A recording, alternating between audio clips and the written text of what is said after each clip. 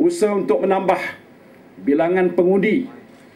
Ini sudah pun menjadi suatu arahan tetap yang telah pun dikeluarkan oleh Ibu Pejabat UMNO.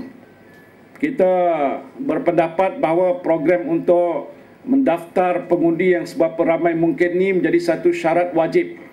Setiap cawangan dan bahagian tidak akan terhenti dalam tanggungjawab mereka untuk mendaftar sebilangan pengundi yang seberapa ramai mungkin yang boleh didaftarkan.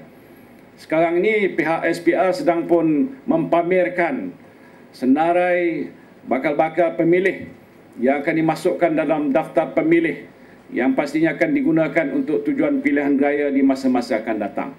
Tanggungjawab kita di semua peringkat ialah untuk menyamak daftar pemilih ini dan mengenal pasti sama ada mereka-mereka yang telah pun dicadang untuk didaftarkan itu benar-benar berada di kawasan itu atau di manakah mereka itu, sebelum pihak SPR nantinya akan mewartakan nama-nama mereka sebagai pemilih di kawasan yang berkenaan. Soal ini adalah suatu yang ditekankan oleh Yang Amat Berhormat Presiden Parti.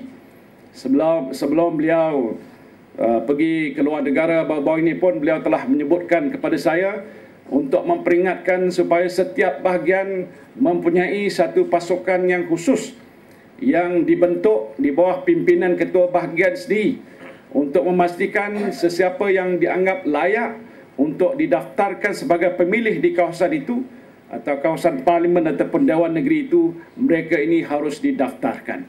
Termasuklah mungkin bakal-bakal mereka yang akan mencapai umur 21 tahun yang layak untuk didaftar jadi pengundi seharusnya juga ada dalam rekod kita. Dan ini akan mempermudahkan usaha kita untuk mendaftar waktu mana mereka sudah sampai usia layak bagi menjadi pemilih di kawasan kita. Dan saya nak menyebutkan soal ini ialah kerana walaupun inisiatif untuk mendaftar pemilih sudah pun kita lakukan, tetapi nampaknya pihak di sebelah sana lebih cergas daripada kita. Mereka tidak terhenti-henti berusaha untuk menambah daftar pemilih dengan jumlah ahli yang meningkat setiap bulan. Dan walaupun UMNO sudah bergerak pantas sekian lama, tetapi kita mempunyai satu ruang yang agak lebih besar, yang kalau kita dapat gerakkan secara lebih berkesan sepanjang masa, maka kita dapat menambah bilangan pendaftar ataupun pemilih ini pada masa-masa yang akan datang. Pergerakan dan transformasi politik agak lambat sedikit. Yang inilah yang agak perlu kita berikan perhatian supaya ada perseimbangan dari segi tindakan untuk membuat perubahan kepada negara kita melalui pentadbiran dan kerajaan dengan langkah untuk transformasi politik supaya kedua-dua sekali dapat orang kata berjalan sehaluan dalam satu masa yang sama.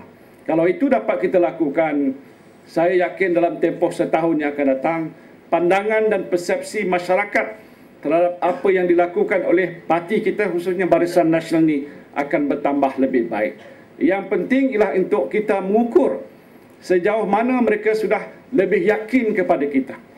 Saya faham saudara berhubung rapat dengan masyarakat di bawah, Melayunya, Cinanya, Indianya dan lain-lain lagi. Dan penting hubungan seperti itu dapat kita perluaskan lagi. Pendekatan yang harus UMNO gunakan pada hari ini tidak terbatas untuk dilihat sebagai pejuang Melayu sahaja. Kita harus berlaku adil kepada yang lain-lain lagi.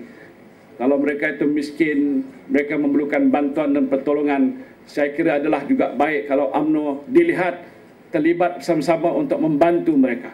Dan ini pastinya akan memperbaiki persepsi masyarakat terhadap UMNO dan Barisan Nasional.